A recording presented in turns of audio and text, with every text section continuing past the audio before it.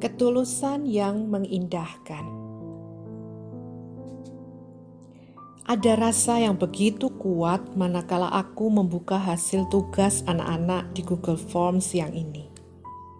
Setelah 1,5 windu menjadi guru, perjalanan pembelajaran semester ini sungguh terasa sangat berbeda. Deretan nama-nama yang telah menghiasi hari-hariku itu untuk sementara hadir tanpa raga. Hanya aksara dan angka yang mewakili. Berkaitan dengan materi pesan singkat, aku meminta mereka menuliskan short message kepada seseorang yang mereka rindukan di sekolah selama masa belajar dari rumah. Sebagian besar menulis untuk teman dan sebagian ada yang menulis untukku dan guru-guru di sekolah. Aku tersenyum haru membaca ekspresi spontan mereka.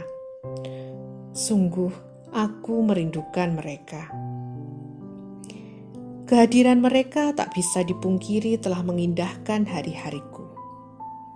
Pernah pada suatu kali, aku merasa sangat kesal karena beberapa beban pikiran.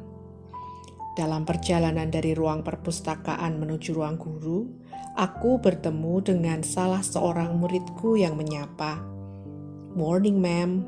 You look beautiful today." Sontak aku tersipu. Muridku itu adalah sosok yang cukup cuek dan ceplas-ceplos.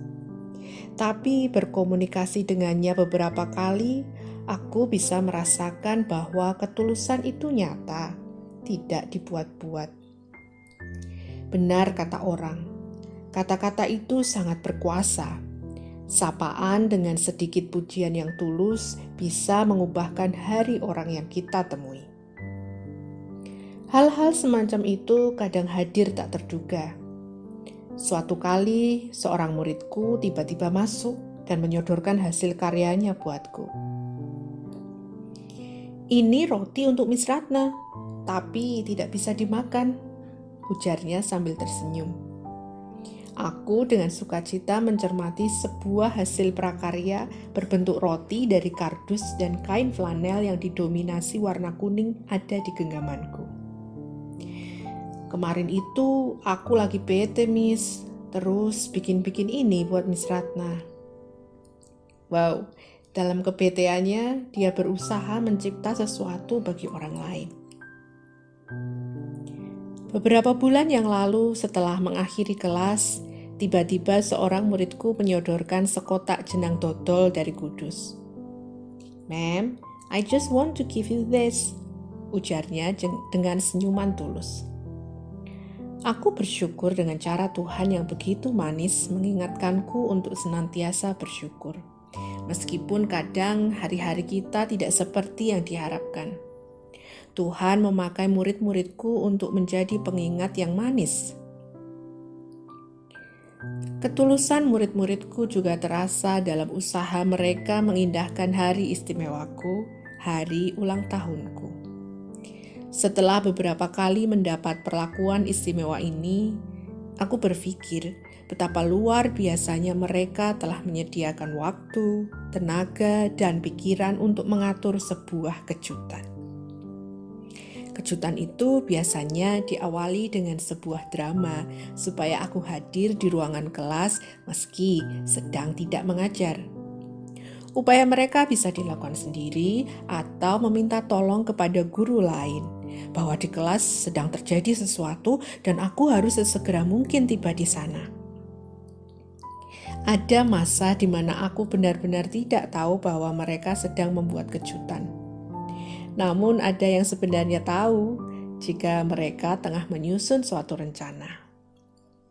Dalam hal ini tentu saja aku berusaha untuk tetap pura-pura tidak tahu. Drama itu ada yang masih berlanjut hingga beberapa saat sesampainya aku di kelas. Kemudian ada lilin-lilin menyala yang hadir bersama sepotong kue. Bahkan aku pernah dihujani konfeti. Sungguh terharu sekali menerimanya. Bibir-bibir yang menyanyikan lagu selamat ulang tahun atau happy birthday disertai doa dan harapan yang dipanjatkan untukku menjadi melodi merdu yang selalu ku kenang. Foto bersama akhirnya menjadi pengingat akan hari itu. Raut muka antusias dan bahagia mereka sungguh menyejukkan hati.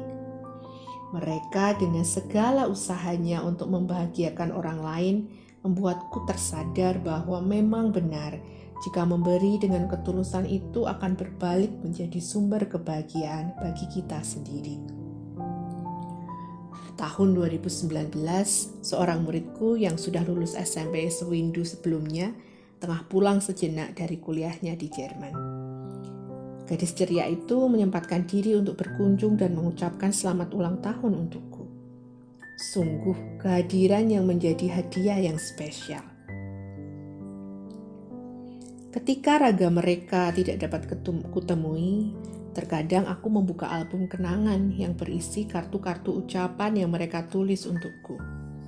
Kartu-kartu itu sebagian kartu ucapan ulang tahun, kartu Natal dan Tahun Baru, kartu Selamat Hari Guru, dan kartu ucapan terima kasih di akhir tahun pelajaran maupun ucapan-ucapan acak yang mereka kirim di hari-hari biasa. Kartu itu ada yang berukuran mini hingga jumbo, bergambar Winnie the Pooh atau teddy bear. Ada kartu yang mereka buat sendiri dengan dekorasi stiker atau gambar doodle, ada kartu pop-up, ada origami, ada pula berupa gambar mereka yang dilaminasi. Dalam kartu-kartu itu ada ucapan yang berkenaan dengan pengalaman kami bersama di sekolah, ada doa-doa dan harapan yang dipanjatkan untukku dan kelasku, ada pula ayat-ayat atau kata mutiara yang mereka kutip untukku. Ketika menghadapi hari-hari yang kadangkala seringkali tidak sesuai harapan, aku terkadang ingat salah satu kutipan yang diberikan oleh muridku ini. Kita memiliki dua pilihan setiap harinya, menjadi nyaman atau merasa kacau untuk menghadapi hidup. Tuhan tidak pernah membuat sesuatu yang buruk. Sesuatu masalah bukanlah suatu hal yang negatif, melainkan tanda kehidupan. Benar, mereka masih SMP, tapi tak ayal mereka bisa menjadi lebih bijak dari yang pernah kita bayangkan. Aku selalu berusaha membuka diri bahwa guru juga adalah murid. Murid bisa saja menjadi guru bagi gurunya. Muridku ini salah satunya. Dia sungguh menginspirasi dengan kutipannya yang kontemplatif. Hal lain yang disampaikan dalam kartu-kartu itu adalah ucapan terima kasih mereka atas jurnal-jurnal yang mereka kumpulkan. Pada masa itu, salah satu tugas bahasa Inggris yang harus dikerjakan adalah menulis jurnal harian sebanyak 5 kalimat. Ini adalah sebuah pembiasaan literasi untuk melatih keterampilan menulis dan menambah kosakata dalam bahasa Inggris. Jurnal yang dikumpulkan, aku bisa melihat beberapa murid sangat menonjol dalam kemampuan verbal linguistiknya. Jika batas minimal yang diminta hanya 5 kalimat, maka mereka bisa menulis jauh melampaui target tersebut. Di sela kesibukanku yang lain, membaca curahan hati mereka menjadi sebuah berkat tersendiri. Aku bisa lebih mengenal mereka sekaligus belajar sesuatu yang baru. Misal, tentang memelihara hamster, bermain yoyo, berlatih menari, atau bermain piano. Proses sekian bulan berkomunikasi dalam jurnal itu mungkin yang membuat mereka secara tulus mengucapkan terima kasih. Aku perhatikan lebih jauh, sebagian yang kerap kali menulis dengan cukup panjang adalah murid yang cenderung introvert di kelas. Mereka memiliki cara lain untuk berekspresi. Mereka mengingatkanku untuk belajar mempercayai orang dengan tulus dan berterima kasih untuk mereka yang telah menyediakan telinga serta hatinya.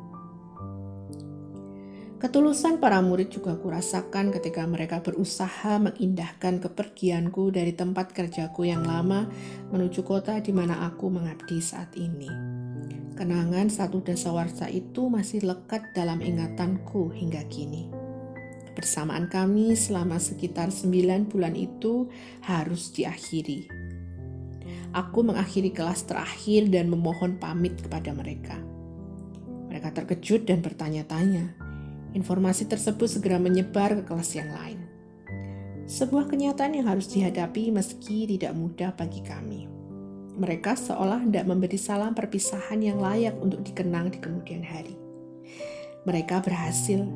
Ada deretan foto-foto yang kami ambil sebagai kenang-kenangan.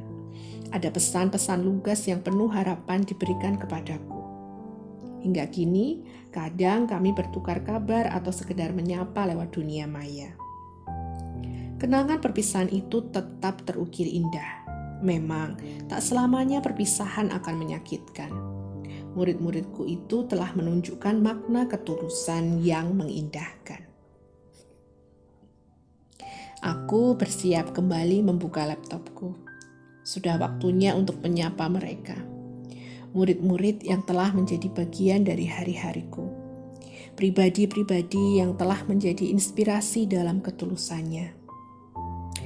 Meski raga kami belum bisa bersua, aku yakin hati kami masih saling menyapa dan mendoa.